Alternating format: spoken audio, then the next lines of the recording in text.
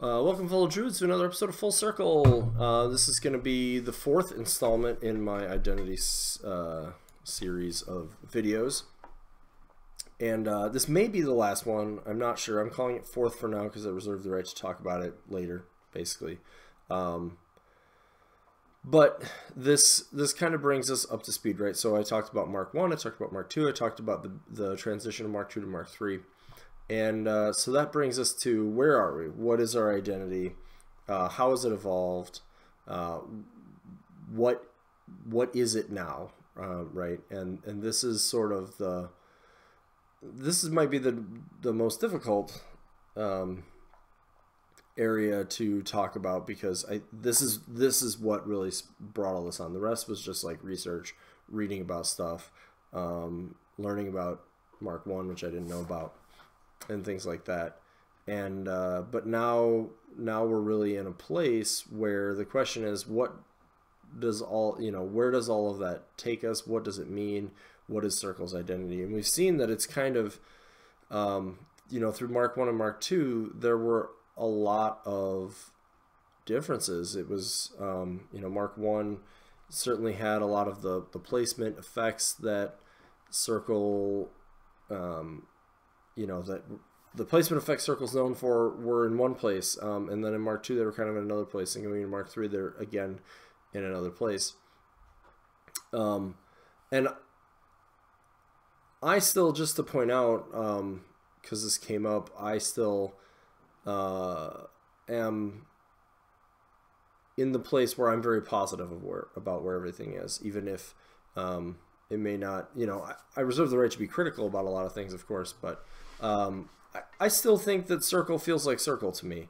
I do think it's evolved, though, in a lot of what that means. So in Mark 1, it meant a lot of really crazy assassinations, stuff that, in my opinion, probably would be considered very negative play experience by almost all players now. Mark 2 was, a large portion of it was double teleports, Warple Stalkers, Scatterix occasionally, long, sort of pulling assassinations out of nowhere, and then also, a lot of hit and run, and to a degree, some Druids were thrown in there. We talked a lot about that. In Mark 3, coming around, we kind of talked about the what was in the Insider and how they've addressed some things that are changing with Circle. And here's the situation too: the notion that what Mark 2 Circle is, identity-wise and model-wise too, because it blends together, and what Mark 3 Circle is going to be are not necessarily going to be the same. And I think this is true for all factions, and I think if that is something, as a player, or let me back up. I would say if you find yourself going, man, I wish this thing, or this thing is bad because it doesn't do what it did in Mark 2 when I played it, or this thing isn't worth playing because it's lost its identity, or this thing is not what I want it to be. Well, I mean, you're certainly welcome to that line of thinking, but the notion that the game was not going to step forward and go in a different direction at all with an edition change is fundamentally a little bit crazy. The game is going to continue to evolve, and Mark 3 is certainly no different in that regard. So where that takes us, right, is some things are different. We talked about Lightning Strike being different. We talked about the Druids being different, things like that from Mark 2. Those things are both different from what they were in Mark 1 as well. And I definitely remember a lot of these conversations from the Mark 1 to Mark 2 transition, from people talking about, well, this thing that I really loved in Mark 1 is just bad in Mark 2. Trenchers are great, right? We saw zero trencher infantry. If you're familiar with Signar at all, they were played a lot in Mark 1. They're now played a lot again in Mark 3. In Mark 2, they weren't really seen, and a lot of that, there were some rules reasons, but also a lot of that was just they didn't do what. There were things they did in Mark 1 that they no longer did in Mark 2. And possibly because they were too strong in Mark 1 to do that. And we have some things like that as well. There's also places where game balance has to be considered. Yes, being able to put sprint on any model in our faction is really strong. No one's going to deny that. It's also really difficult to balance models when you have to assume they might have this animus on them, but they don't, right? So now they have to balance around the fact that the model could have that, which means they have to tone it down. But then when the model doesn't have it, it's so this, and there are a lot of things that this is problematic for in the game. So reducing those is good. But where does that take us? What's our identity? What does identity look like? And what I will tell you, and I think it's starting to become apparent to people, and it's taken a little while to get there, perhaps a little longer than Privateer imagined, perhaps not, I'm not sure. But where it's going is actually, and each faction is a little different, but for Circle, where it's going is in the direction of sub-factions, effectively, themes, right? So we have... they're going to break down similar to the theme forces that we have, but I'm going to break them down in a different way. So first I'm going to break down our war beasts thematically, right? So thematically, we have living war beasts, and they have certain flavor that is unique to them. They tend to be higher speed. They tend to be a little more mobile. They tend to hit relatively hard. They don't all have Pathfinder. They don't all have Pathfinder. They have access to certain buffs that our other war beasts that I'll talk about don't. Primal being key among them. They tend to be higher defense, lower armor in general with how the game looks at that. That's not 100%, but that's just the tendencies. They're more finesse pieces. They're more of our hit and run is actually in there with things like Lightning Strike, which is still on the Warpwolf Stalker. Lightning Strike, Elusive, which is on the Scarsfell Griffin, for example. It's also on Loki. Things like that go on Living Beasts. And they even break down a little further than that, right? Like Warpwolves as one flavor of heavy, and then Satyrs are sort of another flavor of heavy. And then to our lights, we sort of break down again Arguses and Scarsfell's Griffins, and then you have the Gorax, which is kind of a weird, like off on its own type beast. So that's one flavor of our war beasts, right? And the support that those need and the things that works with them are going to be one thing. Like the Druid Wilder, for example, works better with living beasts, or pretty much only... her only one really big benefit is with living beasts. Then if we flip to the other side, we have our Wolds. Wolds are known, they all have Pathfinder. They are slower, but they're lower defense, higher armor. The damage is now roughly on par. They're a little bit more magic focused. They have more magic effects. They affect more magic, so like the Wold Wrath helps druids hit, or magic attacks hit. They affect terrain around them more. Fertilizer on the Wold Watcher. They have Undergrowth, Megalith's Animus, Wild Growth, the Animus on the Warden. They've got a number of knockdown effects, a number of defense reducing effects. Magic is sort of key amongst them as well. And the things that buff them are different as well. So you've got like the Blackclad Stone Shaper, which is like straight support for them. You've got the Blackclad Wayfarer, which kind of spans both. Just to pick two examples. So you have these two, from our War Beasts, you've got these two, and there's themes that go along with this, but you have these two very distinct, different types of war beasts. And that's not to say that Satyrs and Warpwolves and Griffins are all the same either. And even in the Wolds, comparing a Wold Warden to a Wold Guardian is actually, they're fairly different in application. Especially, and then again to like a Wold White or a Wold Weird. Like they're all different, and they should be. We don't want three things that do the exact same thing. We just pick the best one then. But so now we have these two different thematically distinct pieces as far as our war beasts go. And then if we take a step back and look at the sort of warriors theme and like everything else around the game, and you can see how the beasts themselves sort of slot in along with this. But now we're asking ourselves questions. So like we have the Tharn as one very distinct. We've always had this, right? But just to point it out, the Tharn as a very distinctive subfaction within Circle, and they are. It depends on the male and female Tharn are very different, but they tend to be faster. They tend to be a little harder hitting. They tend to be much more offensively oriented. But you know, they still have some like stealth and subterfuge type approaches to things. Subterfuge is probably the wrong word. They have more like stealth, the stealth like guerrilla hit and run, but like offensively, right? Like we're in your face. This is we're gonna do more damage. We're more ferocious. We're more. There was a word I had for female Tharn that is totally eluding me at the moment, but they're sort of like the lithe, stealthy, finesse, but still very offensive oriented side of things.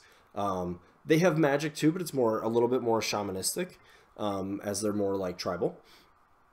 They have like ritual type magic, I would suggest, like thematically at least. There's a lot of stuff known with that. They all have, all the male Tharns share the Heart Eater rule, I believe. I'd have to double check. The female Tharn, for the most part, have stealth. They're a little faster, which is to say, I mean, Ravagers are speed 6. It's already pretty fast, and things like that. So that's one very thematic element. They also find themselves more coupled with the living side of Circle. They're not really looking for that slow defensive nature. That's just not what you're gonna. There's defensive aspects to them at times, but they're not going to be known for the defensive approach. On the flip side of that, you have all of the Blackclad type things, right? Like most of the Warlocks are Blackclads as well, but you've got like the Druids, the Mistriders. You've got pieces like the Wayfarer, the Stone Shaper I mentioned, the Druid Wilder. You've got some units. To a degree, the stone things fall into this as well. So shifting stones with their attachment kind of fall into this category. The Sentry Stone's a weird one, but I sort of put it here. The Druid Stone word's sort of here. Pardon me. And they're more, obviously they're more about magic. They're going to be, they tend to be actually a little bit defensive if you look at what they do. Druids having clouds, Mistriders having clouds. They can associate with either type of beast, but I would say the Wolds do a little bit associate more with the Druids because they're like created by the Druids rather than like trained. It's subtle, but you can also see like elemental immunities but also a lot of magic attacks, right? Like both the Druid units have that. All the Druid the Druid Wilder doesn't, but the Druid solos tend to. The Fulcrum, which is also a Blackclad piece, like very much, it's not defensive necessarily, but it is immune to elements. It's going to buff the other Blackclads and things like that. So you get this very different from the Ravager or the Tharn that I just mentioned, right? Like if the Blackclads are going to have like a surgical strike, is sort of how you're going to see them approach it. The Ravagers are more like open heart surgery. We're just going in there. They're like exploratory surgery. We're going in there. We're going to cut some stuff. It should work. Druids, they're like, we're going to use this laser precise attack at this spot, and we're going to get what's there, and then we're going to adapt our game plan from that. Right? And notice none of these game plans are really ever... you're not going to get the like Signar level, like our whole turn and our whole game is going to be very linear one direction, and we're going to take these key pieces, but Circle's still decently chaotic in its approach. And then you have the Wolfsworn. So these are Reeves and Skinwalkers and Wolves of Orboros and Morag, things of that nature. And they sort of live in the middle of those two to a degree, but they have their own flavor, right? They're more standard in a lot of ways. Skinwalkers are very unique, of course, but when you're thinking, to use some analogies, right? Like the they are to Circle kind of what the trenchers are to Signar, I would say, or the Winter Guard to Khador, for example. They do different things. What they do is very Circle focused, but and they're also a lot about hunting. You know, that's sort of the thing. But again, in a more planned way. They do share some similarities with the Tharn. They're still considered to be tribal, but they're humans, where the Tharn are considered to be a different race. And you get the idea. So what all this means is when we're talking about identity, if we're not talking about identity in these sort of groupings that I suggested, it's sort of, in my opinion, an irrelevant discussion, because that's where the identity has to work. And we've yet to obviously be in a full-on theme release based CID, right? We've gotten the Wold White, and that had some buffs basically with the Wolds accompanying to them, and the Wolds to me feel very much like they do what they need to do, or what their identity is, right? They're these stone guardians that protect the areas for like the sacred places to druids. Like that's the Sentry Stone's entire fluff, right? Like they just exist, and these little mannequins walk around and kill anything that gets too close. You know, the Guardian is now this lumbering beast that just gets in there and wrecks things at the behest of the druid that's controlling him. You know, Megalith has always had the right flavor going with Baldur and things like that. So now there was a few changes that I think did actually improve their thematicness, where they were a little bit not hitting that hard and a little bit like too focused in areas. But most of those changes were actually about power level. I would argue there's some notion from a few folks that our living beasts don't thematically do what they did.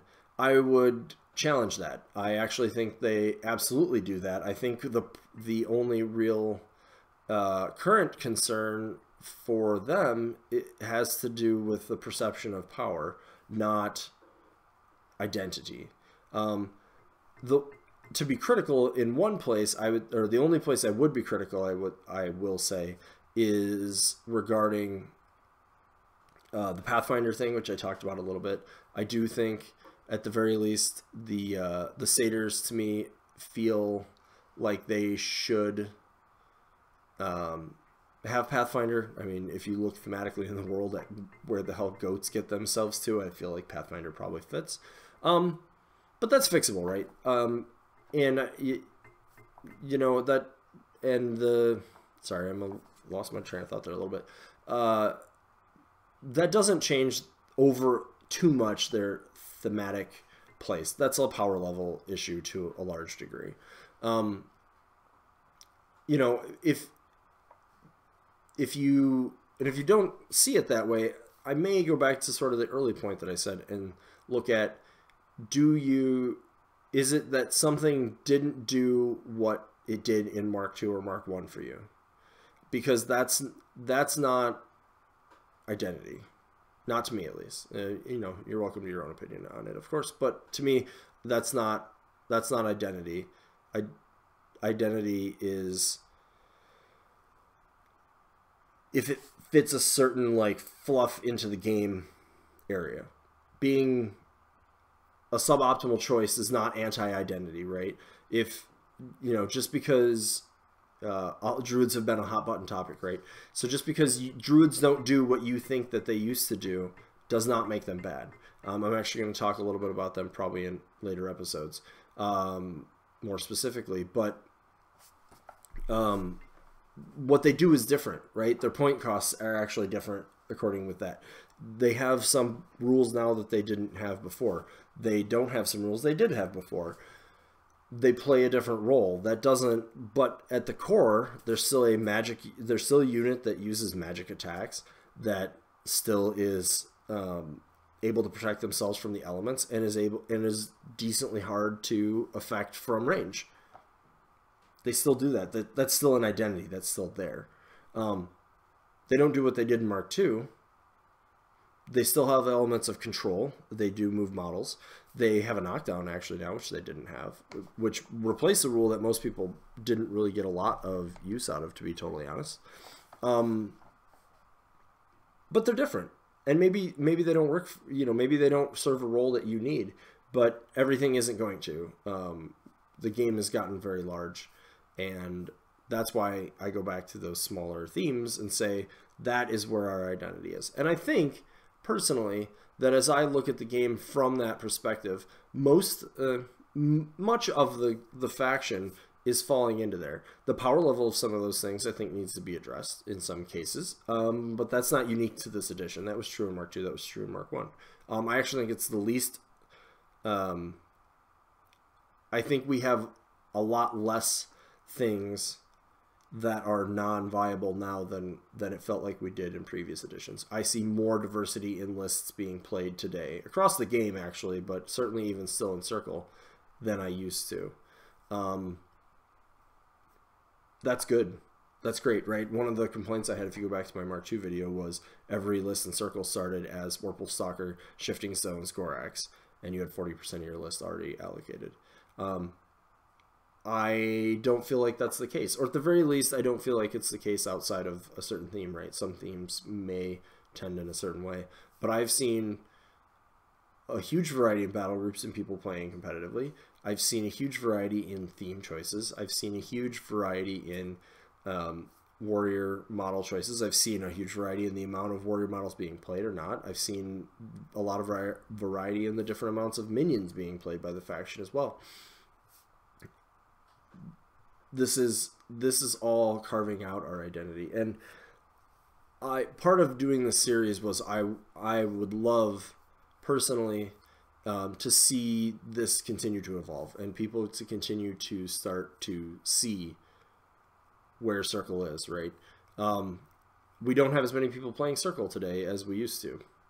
I'm starting to see that number change a little bit. I'm sure it will change a lot more when we do get a CID, like it is for other factions as well, right? Crix has gone through, had a bunch of changes, and they're seeing a lot of the players who walked away from Crix coming back to it. Signar has seen a lot of adoption of the things that were released for them in the fall. Blindwater is probably about to step up. Trolls has definitely started making appearances where it wasn't before as well. And if you look at all of them, their identities were enhanced. They were there. They still existed. They were enhanced.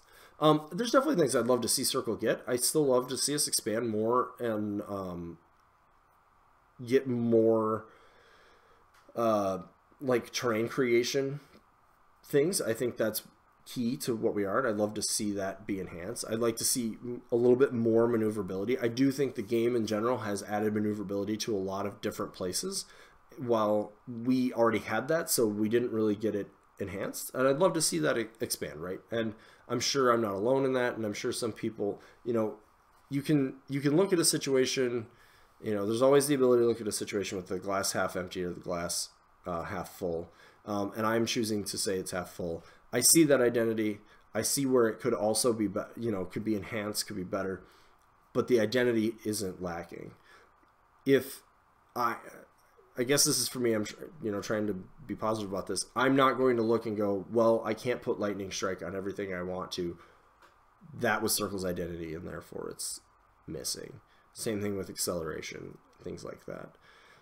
We also gained things, right? Like, a lot of people look at the game today and they're like sort of tired of hearing people say Scarsfell's Griffins, and that's because they're a good piece. And yes, the power level of a few of the other pieces maybe needs to be brought closer to them. But also in Mark II, going back to my Stalker Gorax Stones, right? Like, I now see battle groups. Sometimes you see Uno with 12 Scarsfell's Griffins, but then you turn around and sometimes you see only 5 or 6. And to be fair, specifically at Una, you're always going to see Griffins with her because that is her design space, and she's a very good Warlock, so that's part of the reason you're going to see that. But, go over to Chromac 2, who I'm seeing played a little bit because he's in Champions now, and you're seeing Living Beasts with him because that's what he supports. Go over to Kruger 2, who through most of Mark II, actually played mostly Living Beasts, and now you're seeing him played in Bones of Orboros with Wold Wardens, which is harkening back all the way to Mark I. Bradigus, who got a lot of negative attention coming into the edition, is now being seen again as an armor cracker, and you're seeing Wold Watchers, which even during the CID that they got some changes, people were skeptical of, but they're performing very well. And they're doing a certain role, right? They're very unkillable. They do a decent amount of damage. They bring some RFP. They have a lot of utility pieces. Wold Weirds being played, weren't played before. The Satyrs, like I said, they have an identity. I think they need probably to be looked at a little bit. But, just to devil's advocate myself there, if you look through all of the War Machine factions at their options for their battle group, I'm betting that you're going to find a couple that are just never played as well. Might just be point cost isn't in line. It might be that they're redundant with something else that's just slightly better. You're going to see that. I'm definitely hoping that we see some attention given to the Satyrs. Anyways, on and on. So I don't want to get too far into like analyzing the good and bad. That's what some of my other episodes are going to be about. But as far as identity goes, where I think identity lands for me is the edition's different. And now we're starting, now at this very moment, the lens that you should be looking through for identity is thematic. You're not going to see Tharn behave the same as Blackclads, behave the same as Wolfsworn. That is not the vision that Privateer has, and it's not the direction that it's pretty obvious the edition is going. So now when you're looking at identity, I would ask you, does it fit in one of those molds? Does, you know, and I think most of the things do. I think when it comes down to, for me, what I'm seeing, and I'm a little redundant now, but what I'm seeing is power of things being conflated with identity. When you look at it through that lens. If you look at it through the lens of I should, you know, this should always be an option and everything should play this way because it did in Mark II, then it's not, then it will fail your test. And you know, I would challenge that maybe then either you should reapproach the faction. Maybe it's not the faction for you anymore. That's okay. There's, you know, not everything will be. The game is going to continue to grow. Other things are going to get very unique talents, right? Some of the, you know, there's other factions that have trickiness in them or long threat ranges or tankiness if you're talking about the Wolves, right? One of the great things about Circle is it brings a lot of these things in one place. I do think thematically there's a few things we still need to see. I talked about some buffs, but, you know, I think a couple things that we still need. Pathfinder options for our War Beasts, I think, is pretty key. Either them to gain it or us to get a way to give it to them. I do think is something we should have, much in the way that Scorn players in the beginning of the edition were like, wait, we don't have a way to give beasts a free charge, and that was like a huge thing for us before. Pathfinder wasn't a huge thing for us before, but Shifting Stones changed a bit. And, you know, I think that's valid. I think it's valid to say that we should really give Pathfinder 2 pieces, just given the faction that we are. I think if that's a concern of yours, that's valid. And I think that there's some anti-magic flavor that we do still have, but there's a few things that are floating around in other factions, and like Arcane Vortex, for example, is a rule that Circle effectively doesn't have access to, that I think makes sense that we should have access to it, but that doesn't mean we're bad and our identity is lacking. It's just like, well, given our identity, it's weird that we don't have one of these, right? That's design space. Hopefully we'll get something later. So anyways, I'm going to wrap this up. Again, identity is kind of tricky, so that's why I feel like this has been a little bit more rambly. It's also why I opted to talk through this instead of writing it down, because it's very difficult to... I was hardly coherent in this video, and trying to do that in writing would have been a nightmare for me. And for anybody who tried to read it, and for my lovely wife, who I probably would have asked to edit it, who would have clawed her eyes out. So I'm glad. I need her eyes because she paints awesome models. If you look, this is her company up here. I haven't mentioned it in a while. But I like it because she paints my circle models to look awesome. So if she had to claw her eyes out by my poor writing, that would be a problem. So that's kind of where I stand on identity. I think I'm going to reserve the right, basically, I mean, it's my channel, do whatever, to revisit this particular topic maybe in the future. I don't think in the short term that I'm going to have another video on it, because I want to, I think what I want to do is when we do finally go into CID, which, let's see, the soonest we're looking at is probably May. It could be more June or July, to be honest. It could even be a little later than that. But the soonest is May, because we're going to see February, sometime here later in February, we're going to get Kador. Sometime in March, we're going to see Crucible Guard go in. They're going to be in there a little longer than most because it's a whole faction. I think you're going to see Steamroller in there again. And then after that, we know Protectorate, Circle, Mercenaries, and blanking on one of the other CIDs that's coming.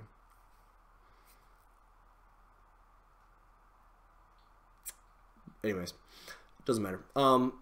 That's when I think I'm gonna pick back up with the idea of identity, because I want to see what the Tharn identity looks like. Because I think that's the more compelling discussion, right? There's only so far this discussion can go while no changes are being made. So, and I don't anticipate any random changes happening between now and then. So yeah, anyways, thanks for listening. Thanks for, going through a lot of me just speaking my thoughts out loud about identity throughout the series. There could be more. There may be some follow-ups at some point if I see enough questions or interesting things that people want me to elaborate on. I feel like I'm getting a little bit more rambly as it goes on, though, so that's why I want to kind of pause it here and maybe revisit as it makes sense. So anyways, as always, thanks for watching, and we'll see you next time.